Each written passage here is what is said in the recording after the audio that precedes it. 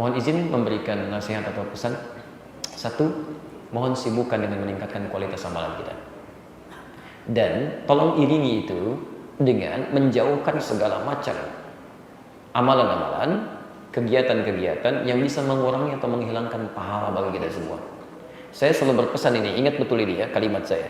Tolong jauhi hal-hal yang kita tidak sadar, pahala kita terbuang. Mencela itu bagian dari hal yang menghilangkan pahala. Berselisih itu menghilangkan pahala. Kalau Anda bisa berdoa dengan baik, kenapa mesti mencela? Tinggalkan yang buruk-buruk, hadirkan yang baik-baik. Jauhi sesuatu yang bisa menghabiskan energi kebaikan kita. Jelas ya? Saya tidak mengajari Anda ilmu pengetahuan untuk menjadikannya sebagai amunisi untuk berdebat. Tidak. Itu sebagai bagian bekal kita untuk meningkatkan kualitas ibadah. Maaf, agak panjang sedikit saja. Ini penting saya sampaikan karena sampai dari kemarin tadi ya, kami mendengar ada hal yang sebenarnya tidak perlu itu terjadi ya. Tidak perlu terjadi ya. Kami diminta pendapat tentang ya, ada sementara lah yang sekarang terjadi, ada yang merasa keberatan dengan hadirnya barangkali teman-teman kita yang mau pencerahan-pencerahan dengan penuh kelembutan, kebaikan. Saya ditanya, Ustaz, bagaimana pendapat Ustaz tentang si fulan? Saya bilang dia orang baik, tapi dia mendapatkan satu peringatan agar dihindari. Peringatan untuk menghindari disebut dengan tahdzir. Tahdzir ya. Tahdzir itu peringatan untuk menghindari dari sesuatu karena ada bahaya di situ. Ya, saya bilang tidak, itu nggak baik, nggak tepat. Lihat, kalau Anda mengatakan kembali kepada Al-Quran dan Sunnah, hukum Al-Quran mengatakan kalau ada sesuatu yang tidak tepat terdengar oleh kita beritanya, itu nggak boleh langsung dihukumi, mesti dicek dulu. In ja'akum fasiqun binaba'in fatabayyanu, mesti dicek. Ya, kalau levelnya level sama, misalnya Ustaz ada yang keliru, diketahui oleh Ustaz yang lain, itu nggak boleh dibuka.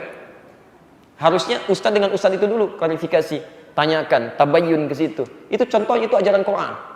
Ajaran Sunnah, bukan membuka. Jamaah sampaikan hati-hati dengan Ustaz itu berbahaya. Itu nggak boleh. Ya. Imam Ahmad bin Hanbal, ini nyata. Satu kali lewat di satu tempat. Begitu berjalan siang hari, terlihat muridnya sedang mengajar di seberangnya, di bawah naungan pohon. Jadi dia berteduh, kemudian murid-murid yang lainnya itu kepanasan di sampingnya. Lewat beliau. Itu malam harinya ditunggu oleh Imam Ahmad. Beliau tahu kebiasaan murid yang ini pasti bangun malam. Malam-malam tuh pelan-pelan ketuk pintu. Begitu dibuka kaget yang datang gurunya sampai mengatakan, "Syekh, kenapa ada yang datang? Saya saja yang datang kepada Anda." Keras-keras. Supaya nggak kedengaran. Jangan keras-keras katanya. Jangankan orang lain, orang rumah pun nggak boleh dengar. Sini. Ketika dibilang duduk pelan-pelan, tadi kalimatnya pelan sekali. Tadi saya lihat siang-siang kamu ngajar. Pada murid-muridmu, mereka kepanasan, kamu tidak. Besok jangan begitu ya. Diam muridnya. Sudah, kembali sana. Saya pamit pulang. Anda bayangkan, seorang guru mulia, ahli Quran, ahli hadis, dekat dengan Allah, ibadah luar biasa, mengetahui guru yang dari muridnya salah, itu pelan-pelan dibetulkan supaya tidak menyebar kesalahannya. Anda bukan ahli Quran, bukan ahli hadis, jauh kedekatannya dengan Allah. Bagaimana bisa menyebarkan keburukan orang lain yang belum tentu benarnya? Itu nggak boleh begitu. Ya, itu bahaya. Ingat ya, Anda membuka misalnya keterangan tentang orang lain, kalau benar ceritanya itu gibah, kalau salah itu fitnah. Pilihannya cuma dua. Awas. Kalau bukan gibah itu fitnah, jadi nggak boleh. Ya, maaf kalau saya agak tegas ini tentang hal ini, karena ini nggak boleh terjadi. Nggak boleh. Jadi jangan saling menyalahkan, jangan saling mencela. Kalau ada sesuatu yang keliru, doakan, kemudian klarifikasi. Kalau salah kita tinggalkan. Tapi kalau benar, hanya mungkin perbedaannya untuk kemudahan aja. Bismillah ada 70 hadis, ada 4 cara, dijaharkan, disirkan, tidak dibaca sama sekali. Baca yang pertama, tidak yang lainnya. Nggak usah ribut, ketentuannya dari Nabi ada semua. Ada semuanya. Tapi kalau misalnya nggak sholat, nggak baca Al-Fatihah, itu yang ditinggalkan. Itu pun nggak boleh dicela, diajarkan dulu. Jadi kalau ada sesuatu yang benar, jangan langsung rame dulu, gitu. Nggak boleh begitu. Kenapa sih? Saya ini baru 4 tahun di Indonesia. Begitu datang ke sini, kok lihat, kenapa sih orang pada ribut nih, saling berkelahi, berselisih, sampai ribut macam-macam, sampai ada belajar pulang ke rumah jadi ribut di rumah. Antum tim belajar apa sebenarnya? Sampai bisa rame begitu. Zaman Nabi orang kasar, belajar Islam jadi lembut. Kenapa zaman sekarang orang lembut belajar jadi kasar? Kalau memang ada yang salah, itu kan sama-sama saudara, kenapa jadi ribut? Datang, bicara, pelajari sama-sama, itu. Kecuali yang diajarkan bukan Quran Sunnah, ngajarkan kelompok mungkin. Itu Anda sih mau ngajak pada siapa? Kalau belajar Quran dan Sunnah, keluarkan Qurannya, keluarkan Sunnahnya, bahas pelan-pelan. Kalau ada yang mengajarkan itu, dipraktekkan, walaupun beda dengan Anda, nggak ada masalah. Syekh Al-Albani ketika di sampingnya beda, nggak ada masalah beliau. Ngelihat temannya sholat, tangannya begini-begini. Ya. Sedangkan dia berpendapat yang paling kuat tuh yang diam, tapi nggak pernah dicela. Datang sini pelan-pelan. Fulan katanya, kamu yang tadi begitu, saya sih belum pernah lihat.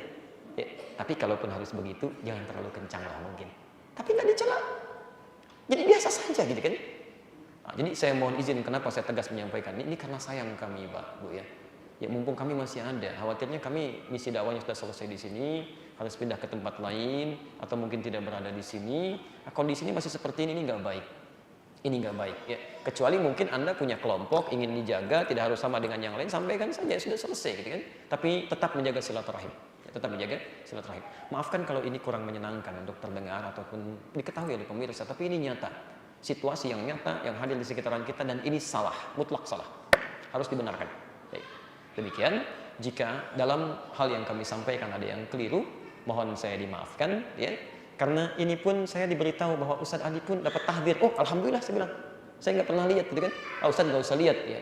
Sampai terakhir kali ada informasi yang tidak baik sampai. Tapi saya nggak ambil pusing dia.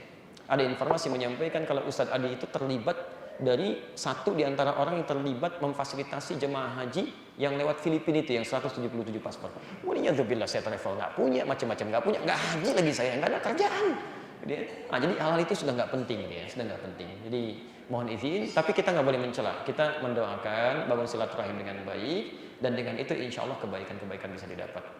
Demikian subhanakallahumma wa bihamdika asyhadu an la ilaha illa anta astaghfiruka wa atubu ilaik. Wa akhiru da'wana alhamdulillahirabbil alamin. Assalamualaikum warahmatullahi wabarakatuh.